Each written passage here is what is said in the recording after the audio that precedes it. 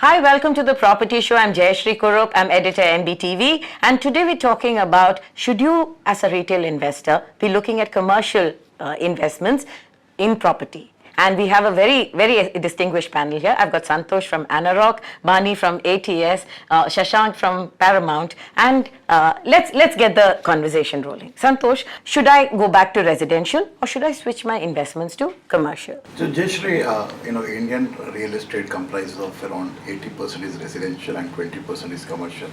And out of that 20%, you have around 60-70% is office space.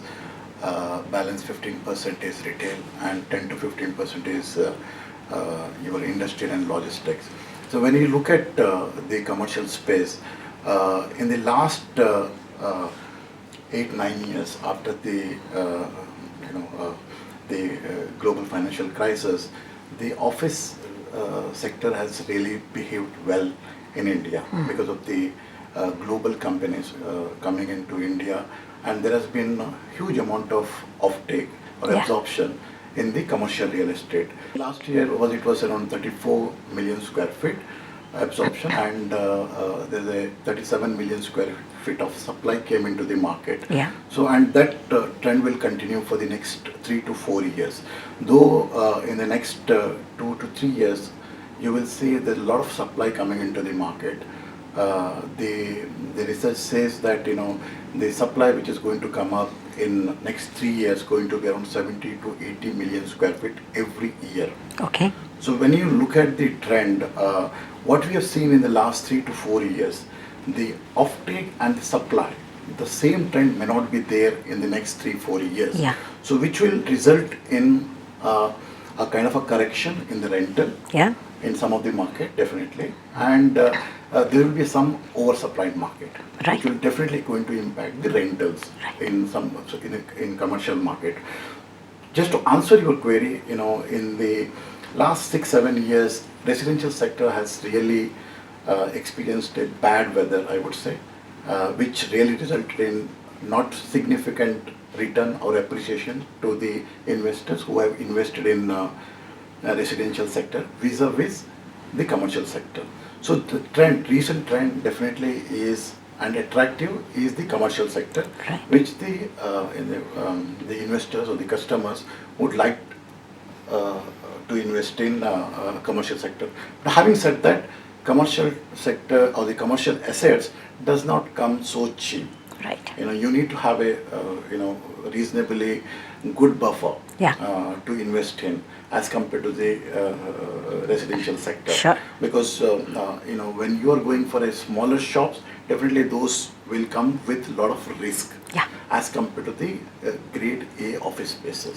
So preference is largely towards right now to the commercial sector. Bani, as ATS, you were known as one of the giants of the Noida market in the residential space. You've entered the commercial space recently. Help us understand the logic there. My keenness to actually enter commercial was actually, and of course this is a topical thing, everybody is discussing the MBTV, was with the foresight that at some point in time that's something that I would want to do. I just feel like the most gradual succession tomorrow as the second most populated country, yet the 7th largest country in size, is that there will not be always land to buy. So the obvious then guess becomes, how do you invest in real estate if you're not buying a piece of land, if you're not buying property per se? Which is why I was very intrigued by the concept of REITs, wherein you can actually buy real estate in the form of equity. So you take the risk of real estate, which is lower than that of equities, but you get the returns of the most liquid form of asset. So for me, a large motivation was to actually create assets that are rent yielding, that are very quality assets, that tomorrow bankable assets, that tomorrow could qualify to be the underlying assets for a REIT. And that is something that I wanted to do, which is what we are doing now. And I think the other obvious sort of reason was that even within Resi, we're actually very well diversified.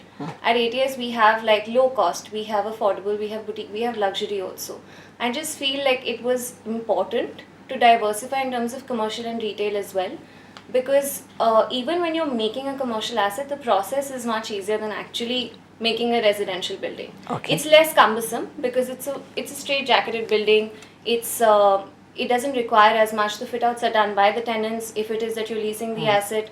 So that process is easier, and yet it gives you, because it's done so well in the last few years when Resi was actually not, it gives you that buffer, and you end up creating a well diversified portfolio of assets within your real estate company. And at this point of time, you're looking at leasing them out and not outright sale. No, we are doing both, but I would actually, big assets that I feel, are probably 1 million square feet or 2 million square feet, I wouldn't sell those.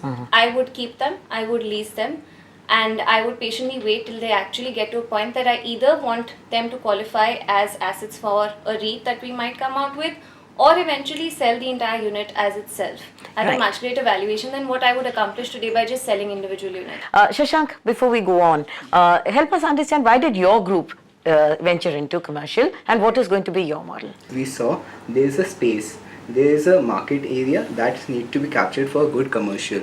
So in office space, we are thinking of dividing into two parts. One for like specifically for leasing. That would be kind of in an IT model. So it would be like office space buildings for leasing for big clients, and like small offices to sell for the small for dentists, maybe for whatnot. Right. We are still in the planning phase, but we are thinking of like selling and keeping the leasing right with us. We are working on that model, but it's not finalized yet. So Santosh, do you think that REITs as a model has established itself in the market, or it's early days yet? It's too early to say anything at this moment. One, definitely, this is one of the best model across globe. The benchmark which was set of around 8.5% yield on embassy rate, we need to see how it is going to behave. Right. Because at a country level, 8.5. If you look at any asset class which is set up in northern part of country, you will not be able to get that kind of a return. Right. Because most of the northern part commercial assets, get sold at around 6-7% Right. on a yield basis. So you have to say, but it has become a benchmark. We are expecting in this year itself 2 more rates to come in. But it definitely gave an opportunity to the smaller retail investor to participate in the units on the real estate side. That's the reason why it has been successful. The performance we need to see. Do you see that in the future it will be the systematic, disciplined investment of small sums of money over a period of time by the retail investor? Will we move towards that? The REITs create an opportunity for getting into the market with a smaller amount as well. One can participate even with a 2 lakh rupees amount and get a good return. If you are comparing it with mutual fund or equity, I still feel that real estate is the good assets class. Absolutely. We would not have seen kind of on a return on the residential side of it because appreciation is not taking place. But I do feel that maybe around 3 to 5 years horizon, if you're looking at, you will see the return coming back. And even if you're investing in a residential assets class, you still will get, even if you have a kind of a year-on-year appreciation of 5 to 7% on residential, plus a 2% rental yield will get you 7 to 8% return. As compared to any other equity class or even the commercial assets class. Right. The only thing with equity is that because it's so much more liquid than real estate, and people have struggled, at least in the last few years. There's a reason why the resale market is grown tremendously. It's because people are struggling to sell their not as liquid asset, which is real estate, which is why I feel that REITs become very, very desirable to people who A, have a smaller spending capacity, and B, they are not risk averse, but they don't have the greatest propensity for risk as well.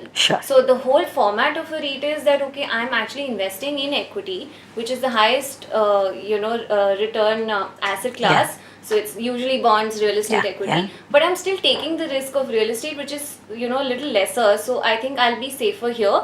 And I think it's always been the Indian sentiment. It's old school, but somewhere in our subconscious mind, we are very driven to property. Zevar zameen. So it's gold and land. Yes. What are the pitfalls for the retail investor when he looks at commercial? I would most definitely tell you to see that, are you investing in a micro market which you feel is going to be developing soon? Sure. I should know that there's sufficient social infrastructure coming around the project that I'm investing in today, so that, I can expect an increase in value of my property.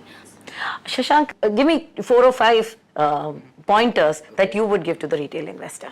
REITs is a safer investment bet in comparison to like equity. Because of REIT, like you can invest like a small tokens of money. You don't need like a lot of money. But if you want to like invest in a full scale shop, then it's kind of like higher. There's a gap, like you have to have like suppose 30 lakhs, 40 lakhs, 50 lakhs depending on the size and that. So should the retail consumer hold back till it settles? So it is like in any equity Right. instrument. Right. So the opportunity for any retail investor to enter that market is always open. Right. Actually, it's all basis on what is your risk-taking propensity. How does a retail consumer assess what he should buy and when, if it is not a REIT? You'll have to see what is your need. Once the need is fulfilled. Second, if you're looking at an investment, then you definitely need to see who are the credible developer with whom you're investing. Secondly, if you look at either it is the office or the retail, when the development is being sold as a starter title, Yeah. unless the control of leasing is with developer, most of the developments have failed. Okay. So that's one significant point. If you're going to invest in a physical piece of real estate and in commercial real estate, make sure that the developer holds the leasing rights. Leasing rights. So I'll tell you, you could have an asset that has maybe, a multiplex, that has a food court, that has, certain ground floor units that you've kept for restaurants. Even if you manage as a developer to lease those large chunks, I think you're okay. Okay. Because that will drive enough footfall. The minute you have a good theatre in your asset, that is a guarantee of footfall. Shashank, you have gone into a market where there is not a whole lot of commercial assets, right? It's a market that's just setting itself up. What are the prospects for the consumer, the investor? He should look at the carpet area, same as what he should look in the house, like you mentioned in your book. So the thing is, okay, so what is the carpet area? What are the dimensions? How much frontage I am getting? Like, what is the purpose of my shop would that be? Next, you have to see what vision does the developer has. Where developer hasn't kept like leased assets of himself, property becomes dead. Actually, for Noida extension, I'll make a point. There's so much residential coming around that micro market that, people who, if you look at the gentry of that market, a lot of them are going to buy commercial and retail for self-use. So that, I don't think that that's an issue with that market. Commercial space take-up has also changed, like co-living spaces, co-working spaces. Do I buy units from the developer? Do I wait for the co-working spaces to come in and then open it up? Yes. Or do I wait for the REIT to come? Honestly, doesn't matter where you invest, as long as you know that the asset that you're investing in is one that's safe, as long as you know that the developer who you're trusting is one that will deliver. I think it's not necessary that you have to only stick to the concept of REITs or co-working spaces. It'll be a while before they actually take over the commercial market. If you look at 2018 absorption by the co-working space is around 15 to 20% of the total absorption. Even the large corporates, who are the global corporates, they are preferring to go into a co-working space. Yeah. Large corporates are also now switching Sure, over to sure. those spaces because I think 2-3 advantages are there. One is definitely because new millennial were able to these corporates are able to attract those talent. One, that is definitely. Second, there's a huge amount of cost saving. And thirdly, which is the recent trend, many of these economic or affordable players like OEOs of the world are coming up with co-working space, Sure. which is making it much more affordable. Right. There are That's people true. now today talking about 6,000, 7,000 rupees per seat Yeah. space Yeah. for the affordable section of the society. Yeah. I just feel like the conventional office spaces are not going to go out of fashion just yet. Yeah. I wouldn't say that, oh, Yeah, Yeah. but I think developers need to improvise themselves Yeah, because it's a challenge definitely. for Yeah. them as well. it's a good way to kind of put your best foot Best forward foot and be forward. like, this is what you're competing Yeah. with. Yeah. You know? I feel co-working would be successful in the places where it's like the land prices are like really high, because if the land prices are cheap, people won't necessarily need like co-working. With one GST, you can see that very large format spaces have come in. Is that an opportunity for investors? Very big opportunity. The logistic and warehousing is going to be I think 28, what we have seen, Yeah. a huge amount of absorption. Land cost needs to be reasonable Yeah. to be successful Yeah. because retailers or the occupants cannot afford a warehousing space beyond a certain limit. Warehousing is also a great opportunity for a REIT. That's Yes. another You will great see, opportunity you, for a you will REIT. see even in India, the REITs on warehousing, you will Yeah, expect very they'll soon. come. Right. Yeah. And so there you see, there are plenty of options when it comes to commercial investment. The only thing is that you must understand what you're getting into. But the point is that you must understand what you're getting into and you must have a longer time horizon, right? Thank you so much for watching The Property Show. I'm Jayashree Kurup. Please subscribe to Magic Bricks on YouTube and click the bell icon to get new videos.